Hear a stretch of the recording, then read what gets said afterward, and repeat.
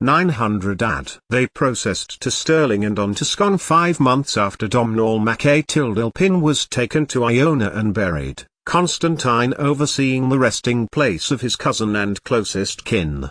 It was bad luck to crown a king in the winter, the heathen said. They began their new year at Samhain and, to midwinter, death stalked their thoughts. But, it was a few months into the Christian New Year Easter had been observed and the whole of the kingdom felt lifted by the young, warrior king. Damage made by the Norse and dissenting, Giric factions had been repaired and Dunnottar had been refortified as Constantine travelled to the kingdom of Dalriada to place his foot in the rock at Dund, the ancient hill fort beloved of the secretive heathen. Osrith was reliably informed, Bios, the daughter of the heathen woman she once visited.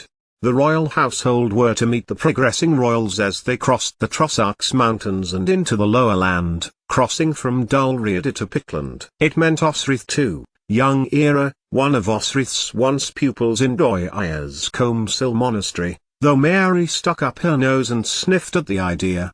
Baby Edra still took her milk, and had sought Osrith's nipple as Constantine stood outside the kirk, cold wind rushing through hair and cloak, kneeling on the stone Domnall had brought from Tara placed with difficulty on the border of 3 of the ancient Pictish kingdoms.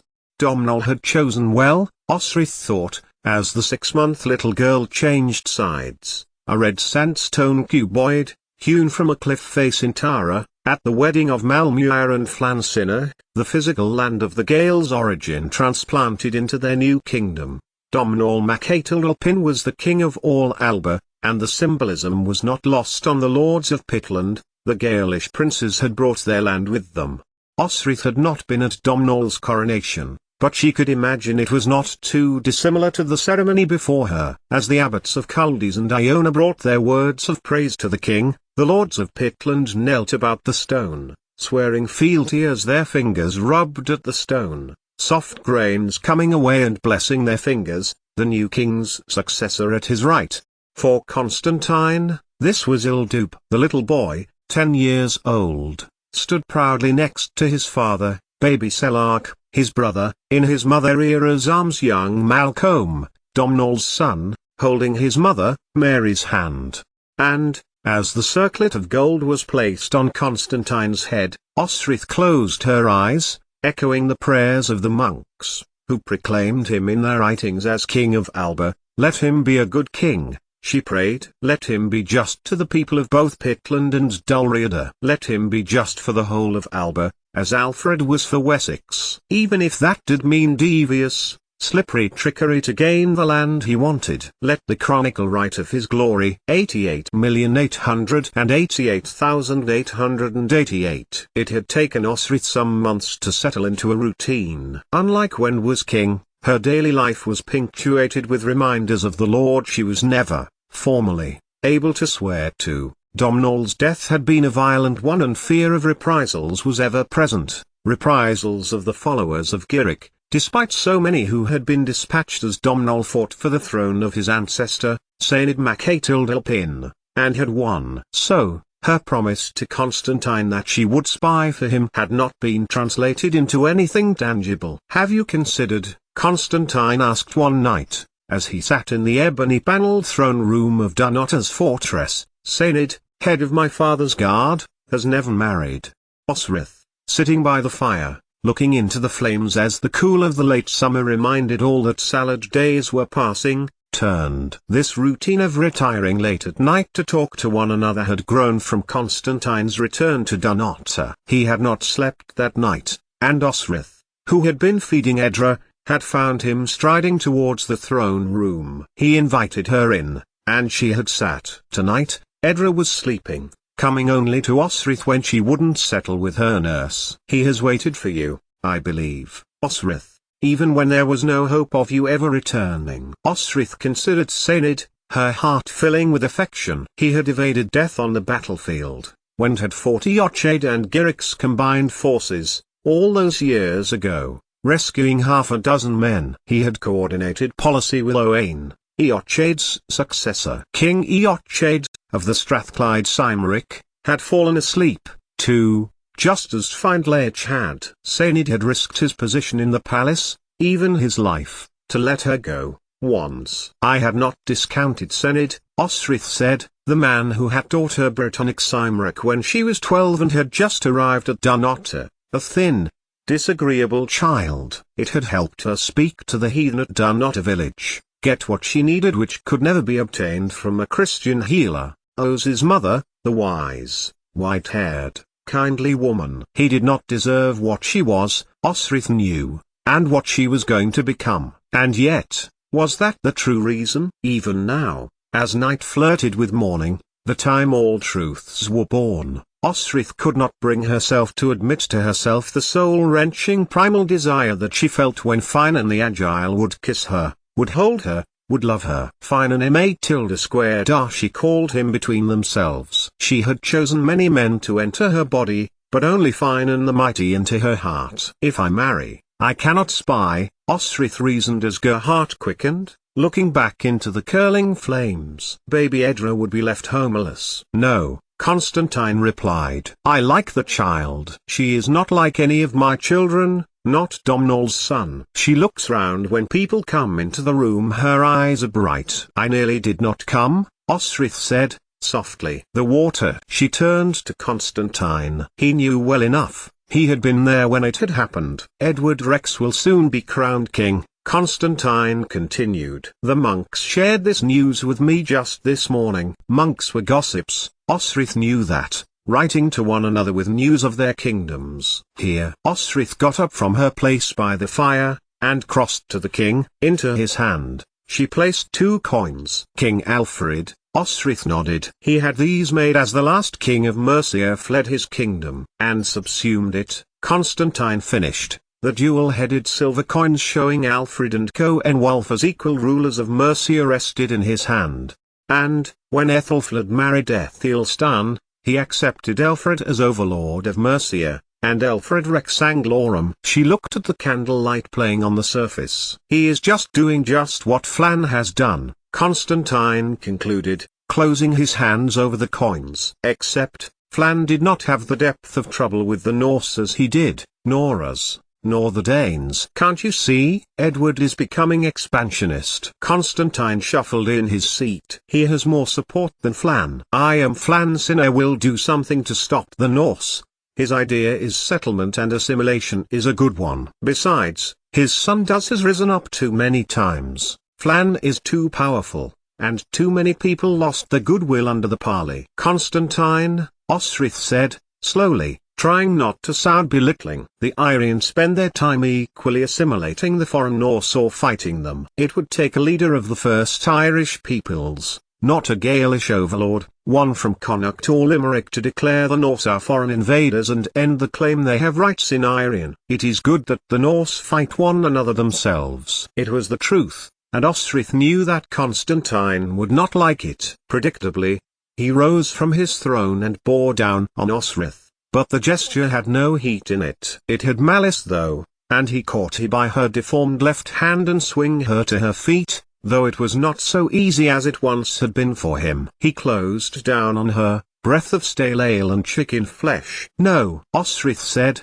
as the familiar grip found her wrists. We are no longer children, Constantine. You will not take me. And, in response in an oft-practiced move, she seized his forearms with her hands and tore outwards. The king dropped his wrists, and fell back for a moment, then looked back to Osrith, a look in his eye. She had seen it before, as a child, when he sought to work something out, calculating outcomes and strategy. You have changed, Edra Uhtred's daughter, Constantine said, and I do now believe you can spy for me. He stepped back a little, then looked back at her again. His look this time was unfamiliar to her. Was it disbelief, unknowing, respect? And what would you have me do, my lord? It was the first time Osrith had addressed Constantine Mac-Ed as such. She had said it many times before, to royalty, to nobility. There had, however, only ever been one occasion that she had truly meant it. You will remain here, he continued, standing tall, his black hair catching the firelight. Your first task in my service is to travel, every day, over the water to our most holy monastery. You will sit with the monastic scribes and detail everything, of Wessex and the other kingdoms you know, too. He had changed from that child she once knew, who would tear a manuscript into pieces rather than read it. His time in Ireland with his kin had honed Constantine to become the skilled politician that he was. Osric knew that she was being tested, that her loyalty was under scrutiny, and that this child she had brought with her for his care could turn, in a heartbeat, into a hostage, in the fashion of his Gaelish family. He was still not the most skilled on the battlefield. Sainid had confided this, his sword and he yet to be one. But he did not need it to be. His kingdoms were no longer under direct threat from the Norse where they settled. He formed a trade deal though, despite saying the baptismal words, Constantine knew they were still pagan. It would not have done for Alfred. That king wanted body and soul submission from the Danes. Yet, Alfred's kingdom had been more savagely fought over than the kingdoms in Alba, and where Constantine could not resolve a matter by force, gold-locked with a mutual agreement of future trade and young sons brought resident in the came into play. For, Constantine said, without interest from both sides, wealth would just pour from Alba whenever the Norse shuffled a toe. Constantine said she had changed, and so had he. Yet some things were just as if she had never been away, the rhythm of the castle, with its food deliveries, trade at the harbour, peasants walking from it to the villages. Osric inhaled, defeated. She knew what she had to do. Constantine had sheltered her and Edra for the best part of a year, after she had made a promise. She took his hand. Come on, Osric said. Come with me. When she had closed the king's chamber door behind her, Osric lay herself on the covers of his bed. She saw Constantine frown, uncertain of her intentions. Lie next to me, Osric asked. And, as Constantine's weight sank onto the linen, and he swung himself down next to her, Osric found she was doing something she had never done in her life. She dissolved into tears. And after, as Constantine lay next to her, holding her as her shoulders shuddered from her release of 22 years of emotion, she remembered the world for him, from her flight from Dunnottar, from her perverted fate, going along with the Frisian fishermen through Wessex and Mercia, through the court of Alfred, in the scorn of Ethelfled and the bed of Edward. When she had thought she had finished, as dawn was lightening the foggy morn, Constantine asked her of Utard. And she told him, realization now that the king of Alba's deepest desire was to reclaim and possess Northumbria, down to the wall and onwards. Osric told him of her brother, all that Finan had confided the night before Alfred died, and made certain that she did not leave out any detail.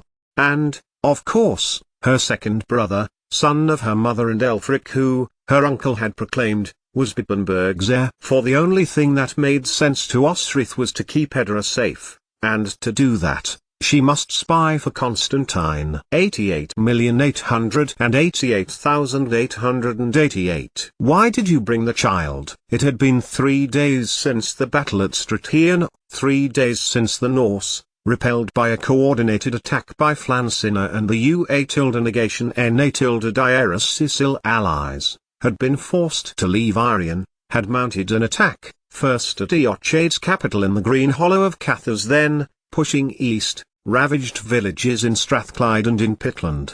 The kin of Ivar had been vicious. Strathclyde had lost hundreds, and a similar number of Pictish warriors were left beside the river. But they had done it. Norse did not occupy Alba, did not subdue it or terrify its people. Instead, they had pushed south, into lawless, ungoverned Northumbria, and had subdued, terrified and occupied that kingdom's lands instead. Constantine had returned, injured but victorious. A great feast had been held, exalting the Picts and Gaels, and their Strathclyde cousins. Constantine had then proclaimed them as one kingdom, called Alba, who had been attacked by the Norse, but had also been divided from Irion. I pressed that Flancina should reconsider, that the Norse should attack our country. Osric had watched from outside the main hall doors as Constantine had walked around his guests, all but declaring treachery of his Irion kin. More will come. But, united, we are strong. Stratian has proved this. So, he had stood before the throne, holding aloft his arms. I declare the country of Alba united. In the banqueting hall, all of the nobles were seated, with their households, with their lords. Constantine spoke to them all, spoke for them all. It was a masterstroke of genius, all Alba kingdoms combined under one, much like the High King of the Irish, who had, inadvertently, brought Constantine into an equivalent position here. Even those who had fought with Giric against Domnall at Scone, who had cursed the Aetildilpin name as they mourned the man they called Lord, were applauding with hearty approval and unalloyed loyalty. It would seem that, on the anvil of invasion, as with Alfred, of subsumption by the Norse, as had been with the Danes in the south, had annealed a nation.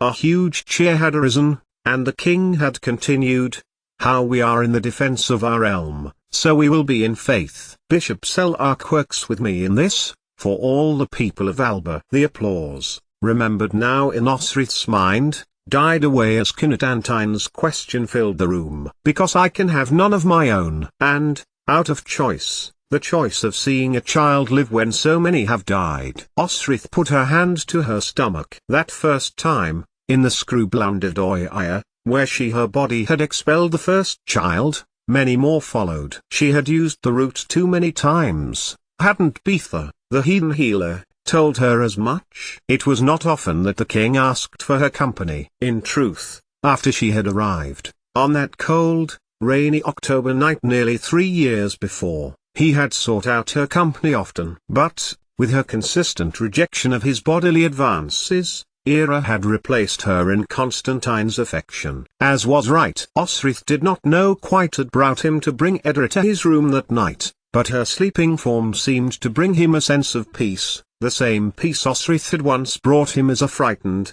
unhappy child.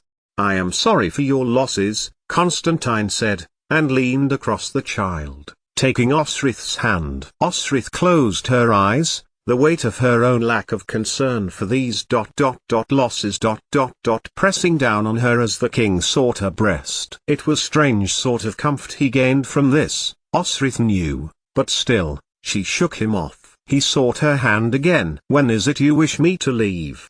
she asked, changing the subject. "Not yet." The Norse grow too restless. They began to fight one another. My uncle Flanner is uncompromising in his dedication in eradicating them from Irian. More will follow the grandsons of Ivar. "Yes," mused Osrith, staring upwards, into the darkness. Flansinna was most inflexible in his attitude to ruling. Perhaps that was what the land needed. Irian was altogether different to Alba, Wales or any of the Saxon kingdoms. Flansinna should be applauded. The Norse he expels come here still. Already this day, they have ravaged the fortress at Dunkeld, where the relics of Saint Comsil rest. Or, maybe by now, rested. The king sighed, a breath of frustration. Osrith knew, not resignation. They take the farmlands around the Tay, they have no wish to move on. And Eochaid calls for help, after everything. Then his voice dropped lower. Yet it is not Eochaid,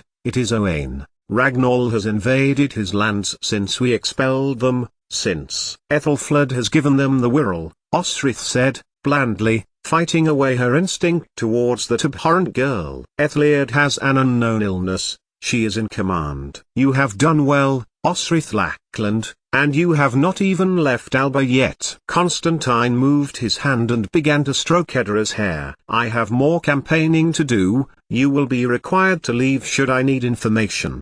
What I really need is a long-term field agent, and you will be of no use if your mind is on Edra. The girl lying between them sighed in her sleep. If someone were to have glanced at the three of them, they would be forgiven for thinking they were daughter, husband and wife. There is no great hurry yet. I fear Ethelflaed's plan will be her undoing. Norse do not just accept land, they fight to take more. What cities are near the Wirral? Chester, Osrith whispered. It is a fine walled city once belonging to the Romans. My guess, Constantine murmured, is that they will take this city and try to hold it as a staging post so more Norse can come freely from Irian.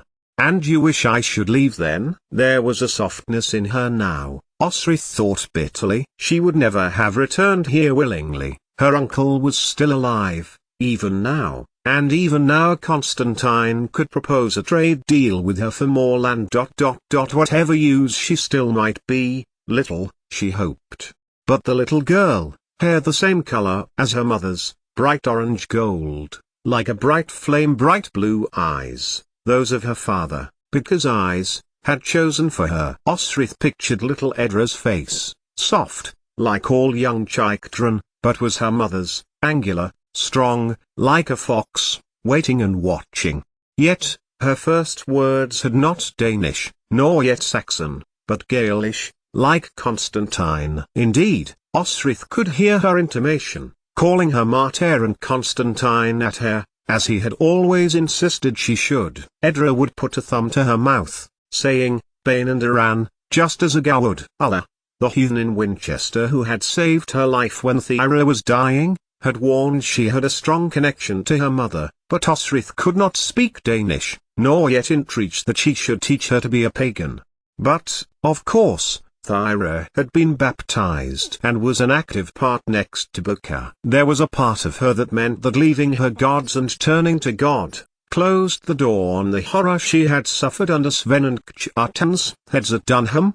You should teach her father's language, Constantine said, again stroking Edra's hair as she slept. Osrith smiled. She had never seen the king be so tender towards his own children. Yes, Osrith nodded. She must learn English. Ingles. Boka is not Saxon. I will teach her. Yet, it always feels strange to speak it here. Take her to Kuldis. The Lindisfarne monks speak it there. Indulf will accompany me, so he will not need your sword training. Over the water? Yes. Osrith nodded, then shuddered as Constantine trailed his hand over the form of her breasts again. Why tormenting her, mind and body? Did he not care that, though she would travel by boat to the monastery across the river, she hated to? You cannot forget him. He stopped moving his hand, but did not withdraw it. He who it is you love with passion? In her head, Osrith saw Finan, the only man who had ever made her feel love, rather than just do love. Well,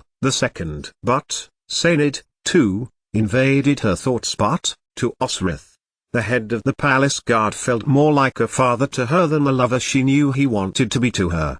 Her mind pushed Sainid away and her mind filled with Finan again, his breath on her face, his body on hers, causing her to sigh and gasp.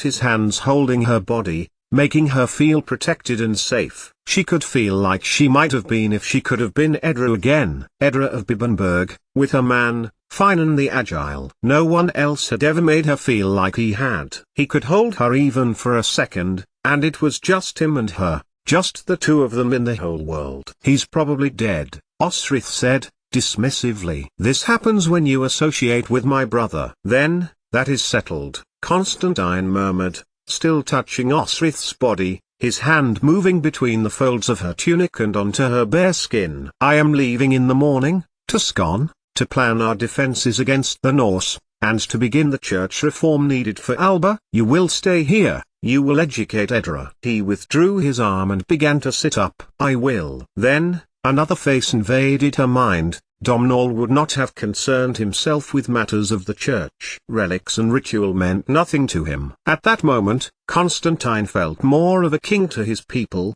both a warrior in body and for their spiritual concerns, than ever his cousin did. Malcolm, Domhnall's son, was likely to be king after Constantine, with little Indulf following after, as was the Gaelish custom. If the footprint at Dund was Constantine's, Malcolm would have a big void to fill. Then, as Osrith began to relax, as Constantine rose to his feet, the king of Alba asked, Abla Thursday jail agamort jail agamort faithurst, Osrith whispered, taking Constantine's hand. Agus Bithigabrat. With her confirmation reaffirmed, Constantine got up from his bed very carefully, tushing Edra soothingly before leaving them both to sleep.